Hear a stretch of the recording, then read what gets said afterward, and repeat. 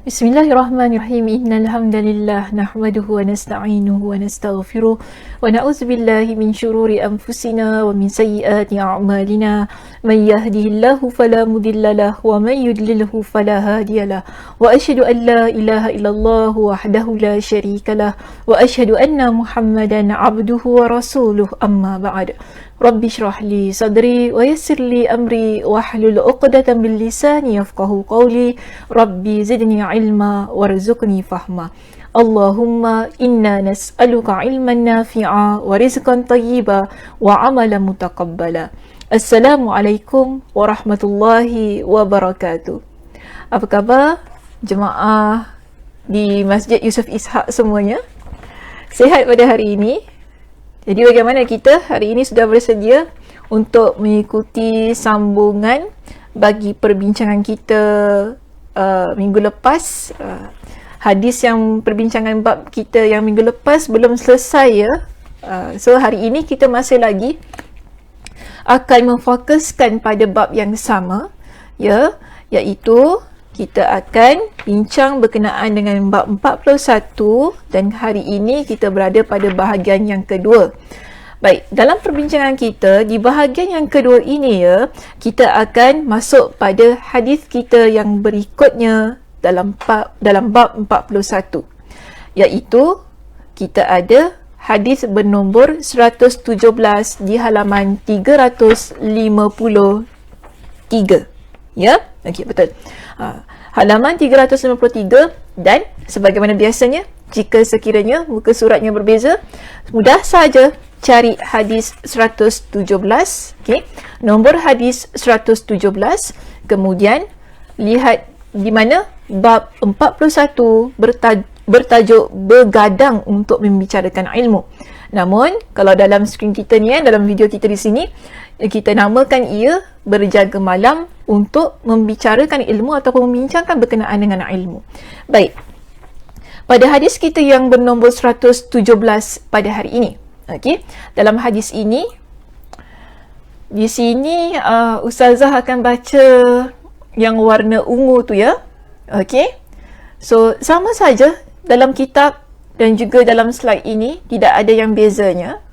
Cuma di sini kita akan mula daripada Ani bin Abbasin. Dalam kitab juga cari Ani bin Abbasin. Baik, Ani bin Abbasin qala bittu fi baiti khalati Maimunah bintil Harith zaujin Nabi sallallahu alaihi wasallam. وكان النبي صلى الله عليه وسلم عندها في ليلتها فصلى النبي صلى الله عليه وسلم العشاء ثم جاء إلى منزله فصلى 4 ركعات ثم نام ثم قام ثم قال نام الغليم أو كلمة تشبهها ثم قام فقمت عن يساره فجعلني عن يمينه فصلى 5 ركعات ثم صلى ركعتين ثم نام حتى سمعت غطيطه أو خطيطه ثم خرج إلى الصلاة. Baik, ini hadisnya ya, yang diletakkan pada nombor 117. Apakah yang diceritakan dalam hadis ini? Ya, kita lihat kepada terjemahan hadis. Boleh rujuk di bawah situ dan cari juga dari Ibn Abbas. Okey, untuk terjemahan sila cari dari Ibn Abbas. Dan saya juga akan baca yang warna ungu ya, jika sekiranya di slide kita ini. Iaitu sekarang ini ya, jemaah,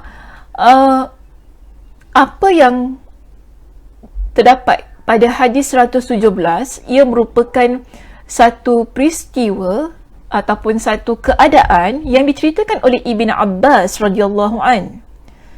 Pada masanya Ibn Abbas dia kecil lagi, sebab Ibn Abbas dia terkenal sebagai di kalangan sahabat Nabi yang kanak-kanak.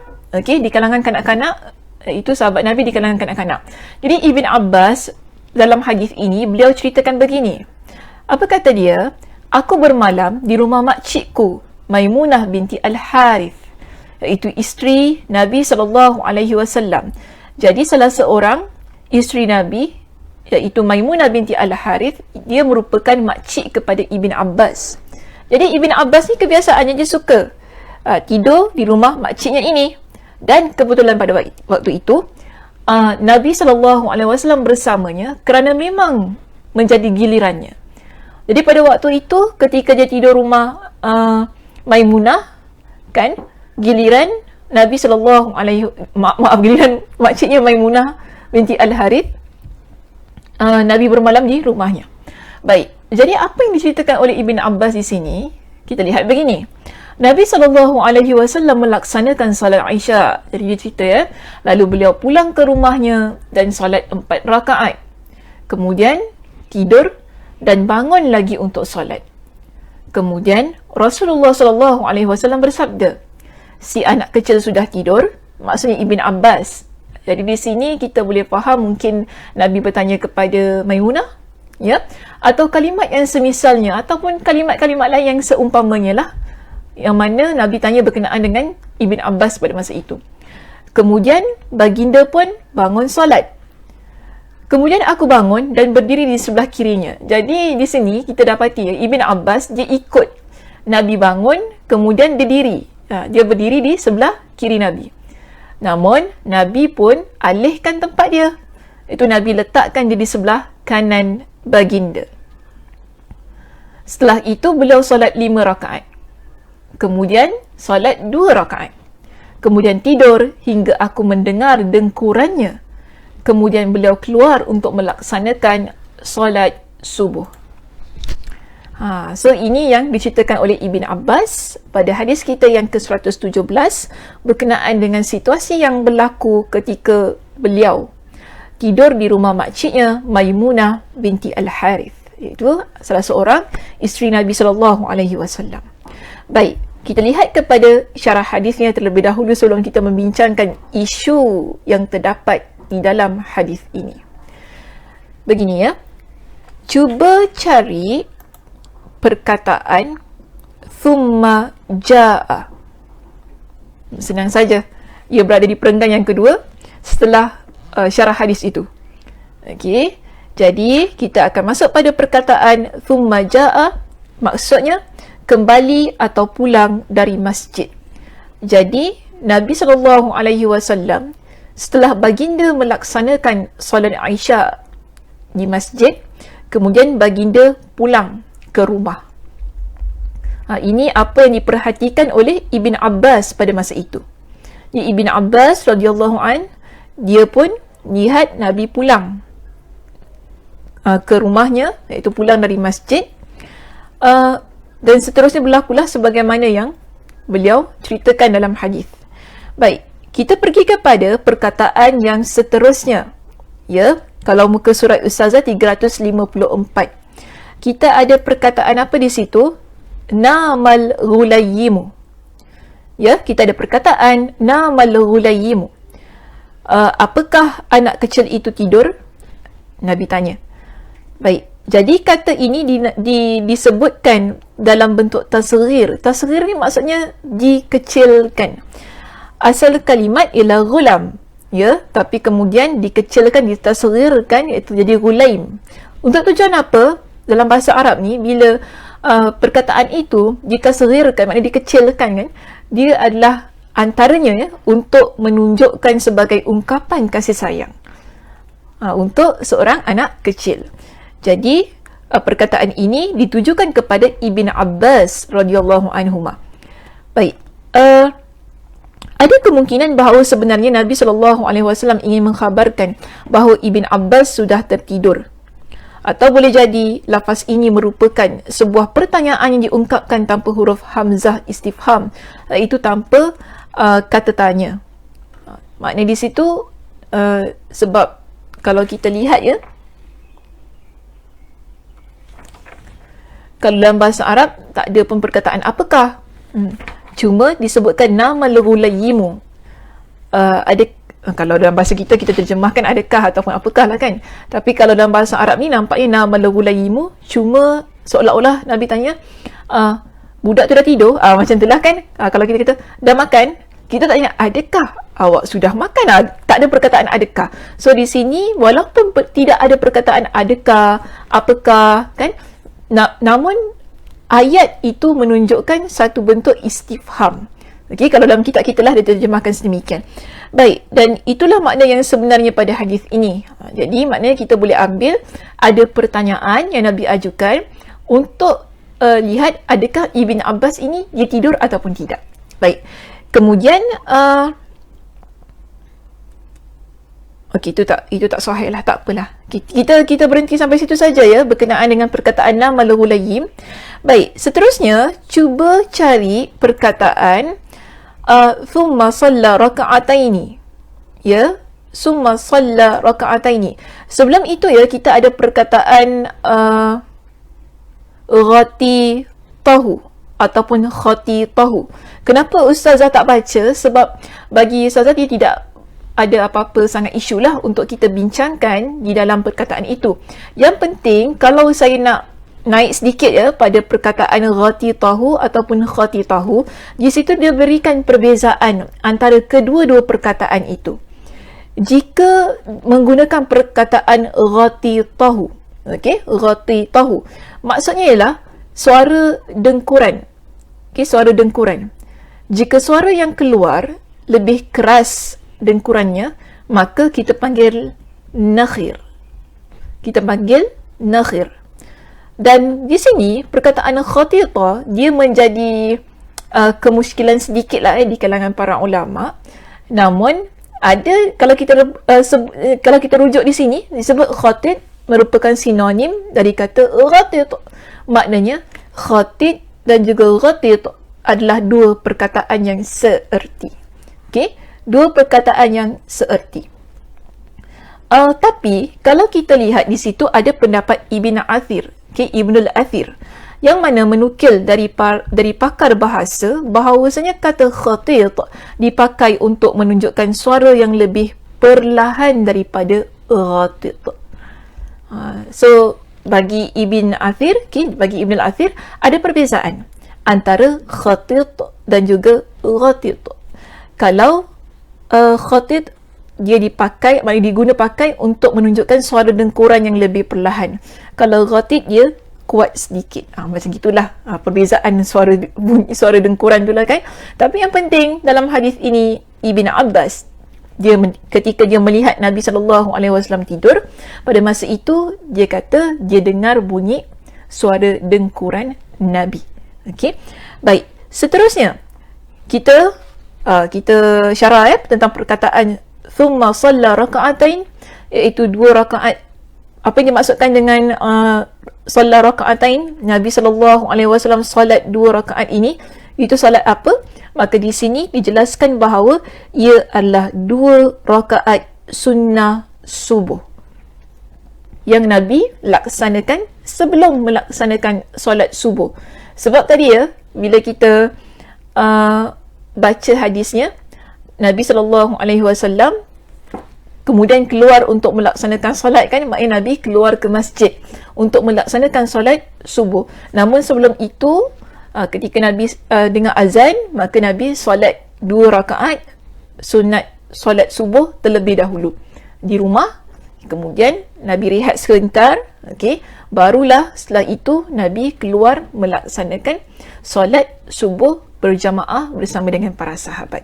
Jadi ini adalah pengamatan yang dilihat oleh Ibn Abbas radhiyallahu anhuma ketika beliau bermalam di rumah makciknya siapa? Maimunah binti Al-Harith.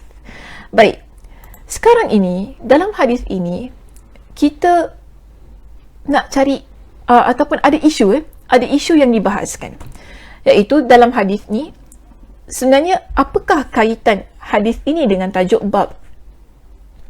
Ya, apakah kaitan hadis ini dengan tajuk bab? Tajuk bab kita apa? Tajuk bab kita apa? Berjaga malam kan? Untuk membincangkan ilmu. Baik, para ulama mereka ni bincangkan sekarang hadis kita yang ke-117 ini, di bahagian mana yang menunjukkan adanya perbincangan yang berlaku, ada ke perbincangan yang berlaku dalam hadis ini? Kalau kita lihat cara Ibn Abbas menceritakan itu, adakah di sana berlaku sebarang perbincangan yang menyebabkan adanya stay up ataupun berjaga malam? Yang kita, jangan lupa ya, kita bincangkan pada minggu lepas bahawa maksud as-samar dalam tajuk bab ini apa? Berjaga perbincangan yang berlaku selepas solat Isyak. Ini berkenaan dengan tajuk kita. Jadi, perbincangan yang berlaku selepas solat Isyak itu, adakah ia berlaku pada hadis kita yang ke-117? Nampaknya macam tidak ada sebarang perbincangan pun. Betul tak? Kalau kita lihat daripada keseluruhan penceritaan Ibn Abbas itu, tak nampak langsung ada perbincangan.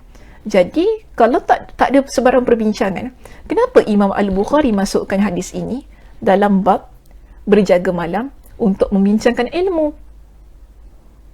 Macam tak ada kena-mengena, tak ada kaitan. So, di sini ada perbincangannya. Kita ada beberapa pendapat berkenaan dengan isu ini. Ya, baik. Kita lihat pendapat yang pertama. Pendapat yang pertama menyebutkan begini. Pendapat ini ya ada pada muka surat 356. Okey, boleh rujuk di sana. Iaitu disebutkan bahawa pengamatan yang dilakukan oleh Ibn Abbas terhadap kelakuan Nabi sallallahu alaihi wasallam. Jadi itu kita panggil sebagai perbincangan. Boleh jadi, dia kata. Boleh jadi as-samar, iaitu begadang dan melakukan perbincangan pada malam hari. Yang dimaksudkan di dalam hadis ini adalah pengamatan yang dilakukan oleh Ibn Abbas terhadap perilaku Nabi sallallahu alaihi wasallam. Sebab tidak ada perbezaan antara mengajarkan ilmu dengan ucapan dan antara mengajarkan ilmu dengan perbuatan. Jadi, di sini kita dapati Ibn Abbas dia berjaga malam tersebut untuk menuntut ilmu. So, ini pendapat yang pertama. Bagi mereka, keadaan ataupun pengamatan yang dibuat oleh Ibn Abbas di dalam hadis ini, ia menunjukkan satu perbincangan ilmu. Okey, ia menunjukkan satu perbincangan ilmu. Tak semestinya bagi mereka membincangkan ilmu tu adalah berlakunya perbualan. Namun, kita lihat begini. Ada satu maaf ya. Belum lagi sampai. Baik, ini yang pertama ya, pendapat yang pertama. Bila kita masuk kepada pendapat yang kedua, iaitu pendapat Al-Kirmani. Beliau mengatakan begini. Kemungkinan perbincangan itu berlaku dengan tindakan Nabi yang memindahkan Ibn Abbas dari kiri ke kanan. Masa Nabi SAW bangun untuk solat malam tu kan, Ibn Abbas dia berdiri di sebelah mana? Kanan atau kiri? Kiri. Jadi Nabi pindahkan dia di sebelah kanan. So ini adalah satu ilmu. Okey, maknanya makmum bila solat berdua ni secara berjamaah dua orang, makmum perlu berada di bahagian kanan. Sebab tu Nabi SAW pindahkan dia daripada kiri pergi ke sebelah kanan Nabi SAW. So, bagi Al-Karmani, kemungkinan itulah sebenarnya perbincangan yang berlaku di dalam hadis ini. Okey, so ini pendapat yang kedua. Pendapat yang pertama tadi kata apa? Berkenaan dengan pengamatan Ibn Abbas, itulah perbincangan ilmu. Tapi kalau merujuk kepada pendapat Al-Karmani di sini, beliau kata tindakan Nabi yang memindahkan posisi Ibn Abbas daripada kiri kepada kanan, itulah perbincangan ilmu yang berlaku. Baik, kita ada pendapat yang ketiga. Okey, kita ada pendapat yang ketiga. Yang mana pendapat ini adalah daripada Ibn Hajar Al-Asqalani, yang merupakan pensyarah bagi kitab kita. So di sini apa kata Ibn Hajar? Dia kata begini. Kaitan hadis dan tajuk bab diambil dari hadis melalui sanad lain. Sanad itu tidak ada dalam kitab kita. Tapi maksudnya tidak ada dalam hadis ini. Tapi bagi Ibn Hajar, yang tepatnya ialah Imam Al-Bukhari dia bersandarkan kepada sanad lain. Okey. Sanad lain yang berlaku yang terdapat pada hadis yang lain. Okey, yang terdapat pada hadis yang lain. Contohnya di sini, cuba rujuk pada muka surat 357. Setelah Imam Ibn Hajar, beliau menjelaskan berkenaan dengan kaitan hadis dan tajuk bab yang diambil dari hadis melalui sanad yang lain, iaitu dia kata gini.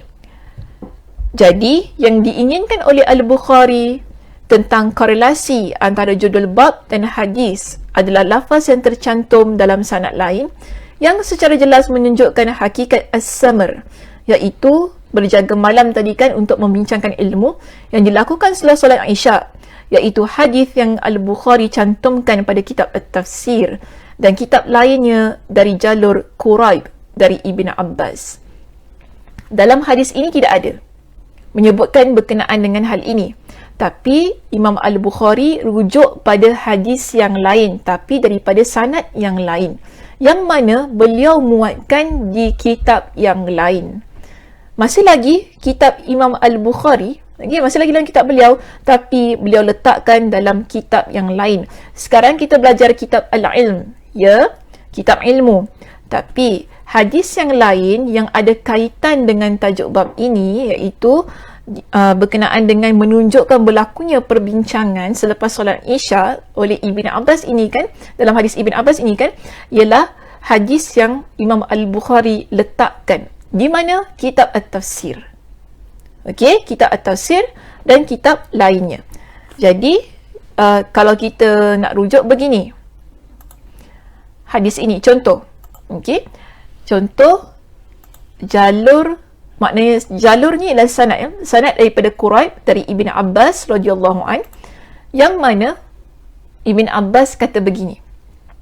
Masih lagi situasinya beliau bermalam di rumah makciknya Maimunah.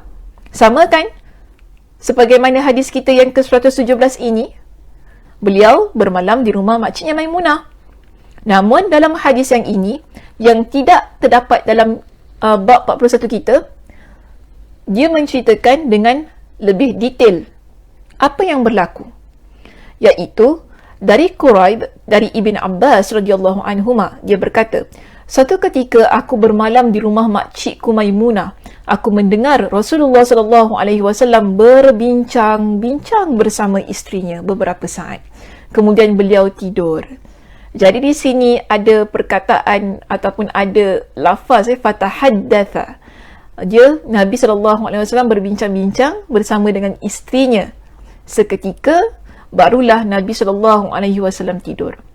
Maka Imam Ibn Hajar Al-Asqalani beliau kata gini, Imam Al-Bukhari dia letakkan hadis yang ke-117 ini tadi kan, walaupun dalam hadis itu tak menunjukkan berlaku perbincangan, tapi sebenarnya ada.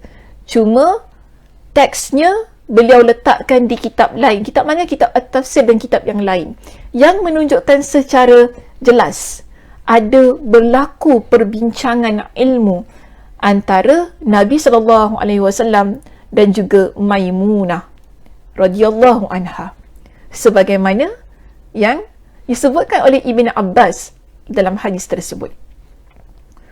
Jadi sekarang ini isunya terjawab. Kita dah tak ada isu sekarang ni apa kena mengena hadis 117 dengan tajuk bab kita, iaitu berjaga malam untuk membincangkan ilmu. Sedangkan kalau kita rujuk pada hadis kita yang ke-117 ini, tak nampak langsung ada perbincangan yang berlaku. Tak nampak langsung. Walaupun di sana ada pendapat-pendapat yang berusaha untuk mengharmonikan isu ini dengan mengatakan mungkin di sana pengamatan Ibn Abbas yang melihat perilaku Nabi, tindakan Nabi, menunaikan solat malam itu menunjukkan satu perbincangan ilmu. Bahkan Al-Karmani kalau kita merujuk kepada pendapat yang kedua, beliau mengatakan bahawa cara Nabi memindahkan ataupun tindakan Nabi memindahkan Ibn Abbas daripada posisi kiri ke posisi kanan, itulah perbincangan ilmu yang berlaku. Namun di sini kalau kita rujuk kepada pendapat Imam Ibn Hajar, kita dapati bahawasanya tidak salah. Hadis yang ke-117 dimuatkan dalam bab kita yang ke-41 ini. Kerana apa? Kalau rujuk pada sanad yang lain, sebenarnya berlaku perbincangan ilmu antara siapa? Antara Maimunah dan Nabi SAW. Cuma untuk sanad yang dikemukakan oleh Imam Al-Bukhari bagi hadis yang ke-117 tidak menyebutkan berkenaan dengan situasi tersebut. Hanya terus menceritakan berkenaan dengan pengamatan Ibn Abbas terhadap apa yang dia lihat di rumah makciknya Maimunah binti Al-Harith. Okey, so saya harap perkara ini jelas berkaitan dengan isu yang dikemukakannya berkenaan dengan hadis 117 kita dalam bab yang ke-41. Baik, saya nak simpulkan perbincangan hadis kita pada hari ini. Dalam masa yang sama, kita simpulkan juga perbincangan bab kita yang ke-41 ini. Baik, untuk hadis 117 yang bernombor 117, ada dua pengajaran yang ingin saya tinggalkan kepada semua yang mengikuti pengajian kita pada pagi ini. Pengajaran yang pertama, kita lihat begini. Ilmu boleh diperoleh melalui pengamatan terhadap perilaku guru. Setuju? Setuju ataupun tidak? Terpulang, siapa nak setuju ataupun tidak setuju? Okay, anda berhak bersetuju dengan saya ataupun tidak? Semua orang ada pendapat yang tersendiri, pendapat yang masing-masing. Tetapi, jika kita merujuk kepada perbincangan hadis kita yang ke-117 ini, jelas kita dapati Ibn Abbas radhiyallahu anhuma ketika beliau melihat apa yang dilakukan oleh Nabi, itu adalah ilmu yang beliau peroleh. Okey, ilmu yang beliau peroleh untuk melaksanakan solat malam. So dia observe apa yang dibuat oleh Nabi SAW untuk dia amalkan. So kita kadang-kadang ilmu ini kita tak, bagi pendapat saya begini jemaah, kadang-kadang kita dapat satu ilmu, dia tak semestinya kita attend satu kuliah, satu kelas, duduk, mencatat dan sebagainya. Tapi kadang-kadang dengan mengamati situasi yang berlaku di hadapan mata kita. Dan kalau tidak keterlaluan, saya kata gini, selalunya anak-anak kita, dia dapat satu pelajaran melalui tindakan kita sebagai ibu bapa. Betul tak? Dia lihat apa yang mak ayah dia buat, itu yang dia lihat. Itulah yang dia buat. Kan? Anak-anak kita ni, dia nampak mak dia buat gitu, mak dia cakap gini, dia ikut. Itu ilmu bagi diri dia. Kenapa kadang-kadang anak dia perangai gini? Sebab mungkin ada ibu ataupun ayahnya yang perangainya begitu, yang dia lihat. Okay? Yang dia lihat, kemudian akhirnya dia amalkan. So, ini kita panggil sebagai pengamatan. Daripada pengamatan kita akan dapat ilmu. Dan kadang-kadang juga kita lihat keadaan-keadaan yang berlaku di sekitar kita dan akhirnya kita mendapatkan pengajaran daripada apa yang kita lihat ataupun apa yang kita amati. So inilah yang berlaku kepada Ibn Abbas. Bila dia bermalam di rumah makciknya Maimunah tu tadi kan, dia bukan tidur saja-saja gitu, tapi dia nak dapatkan ilmu. Bagaimana dia nak dapatkan ilmu? Dengan mengamati, dengan observe the situation yang ada di rumah Maimunah, iaitu apa yang Nabi SAW laksanakan untuk mengerjakan solat malam tu. Bagaimana Nabi buat? So ini yang dilakukan oleh Ibn Abbas untuk dia mendapatkan ilmu. Dan jangan lupa, Ibn Abbas ini, dia pada masa itu adalah kanak-kanak kecil. Kanak-kanak kecil. Sebab itu Nabi sebut al-ghulaim. Kan? Kalau kita rujuk dalam hadis tadi, apa Nabi kata berkenaan dengan Ibn Abbas? Namal ghulaimu. Nabi menggunakan perkataan anak kecil. Bahkan Nabi kecilkan lagi perkataan itu untuk menunjukkan betapa bercomelnya kanak-kanak ini kan. Tapi saya nak masuk pada pengajaran kita yang kedua. Tadi yang pertama ya, kita boleh dapatkan ilmu menerusi pengamatan kita terhadap satu perkara ataupun perilaku guru kita. Okey, perilaku guru kita. Kemudian yang kedua, semangat anak kecil dalam menuntut ilmu. Semangat anak kecil dalam menuntut ilmu. Ibn Abbas pada masa itu dia adalah di kalangan kanak-kanak. Tetapi walaupun dia kanak-kanak, dia ada semangat yang begitu kuat untuk mendapatkan ilmu yang betul, sehingga kenapa dia suka tidur di rumah makcik dia Maimunah ni? Kerana dia nak lihat bagaimana amalan Nabi SAW, supaya dia dapat amalkan dengan cara yang betul. Dan ilmu ini dia sampaikan kepada orang lain apa yang dia lihat. Dan ini semangat yang ada pada dia sebagai anak kecil pada masa itu. Saya nak kata gini jemaah, kalau anak kecil yang begini dia ada semangat untuk menuntut ilmu, mengapa tidak kita, nak cakap tua, takut kecil hati pula ya, mengapa tidak kita yang dewasa, yang boleh berfikir dengan jelas, yang matang kan? Kita selalu kata, oh kita matang, kita ni kita boleh fikir dengan baik dan sebagainya kan? Tapi kalau dalam keadaan kita matang dan kita dewasa ini, namun jika kita menyia-nyiakan ruang dan peluang untuk menuntut ilmu, pun tak berguna. Jadi sebab itu, kalau kita lihat daripada hadis ini, iaitu hadis yang ke-117 itu tadi, betapa seorang anak kecil semangatnya begitu besar ketika menuntut ilmu. Jadi kita belajar daripada semangat anak kecil ini, yang mana pada masa itu kan, kita lihat dia stay up tau. Dia tak tidur. Dia tidur, tapi dalam keadaan yang dia berjaga-jaga supaya apa? Dia dapat lihat situasi yang berlaku dia berkenaan dengan amalan Nabi SAW itu tadi.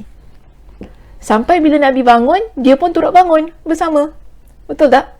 Kalau dia tak ada inisiatif untuk mengamati ataupun observe tadi kan, kalau Nabi bangun, dia tak bangun. Dia tidur je. Lagipun dia budak-budak pun apa nak ikut solat malam. Namun semangat dia, dia tetap bangun bersama dengan Nabi. Dan pada masa tu kita lihat, dia menempatkan diri pada tempat yang salah. Namun Nabi membetulkan posisinya daripada kiri kepada kanan. Ini yang perlu kita ambil, semangatnya itu tadi dalam menuntut ilmu, lebih-lebih lagi ilmu agama. Tidak ada satu kata yang terlambat untuk menuntut ilmu Allah. Ya, kena ingat itu. Tidak ada kata terlambat untuk kita jadi orang yang belajar berkenaan dengan agama.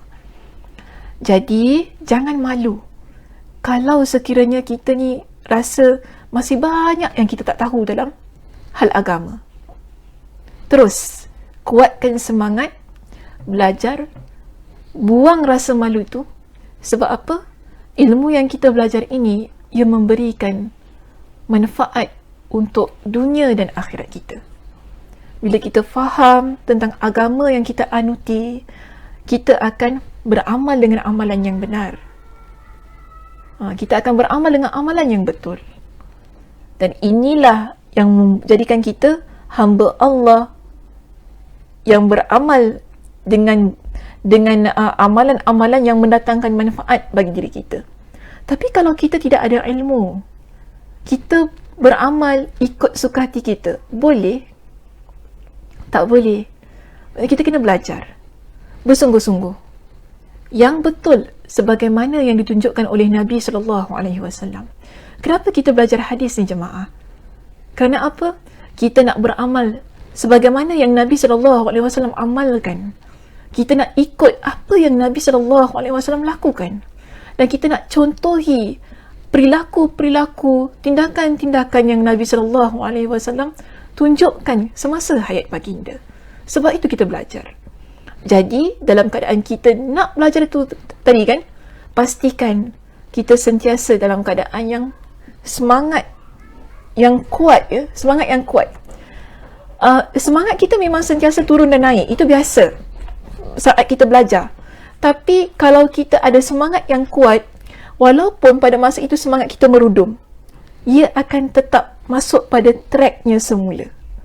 Untuk kita terus-terusan konsisten dalam pengajian ilmu. Okey, saya rasa itu sahaja perbincangan kita pada pagi ini. Mudah-mudahan perbincangan kita tentang hadis 117 tu tadi kan, memberikan manfaat untuk kita amalkan dan kita jadikan ia sebagai satu penguat semangat kita, motivasi diri kita, agar kita dapat contohilah sebagaimana Ibn Abbas radhiyallahu anhu itu tadi. InsyaAllah kita jumpa pada minggu hadapan di tempat yang sama, Masjid Yusof Ishak, di ruangan Facebook Masjid Yusof Ishak, agar kita dapat menyambung perbincangan kita dalam bab yang ke-42 pula. Okey, terima kasih kerana ikuti pengajian kita pada hari ini. Saya tutup dengan tasbih kafarah. Subhanakallahumma wa bihamdika asyhadu an la ilaha illa anta astaghfiruka wa atubu ilaik. Assalamualaikum warahmatullahi wabarakatuh.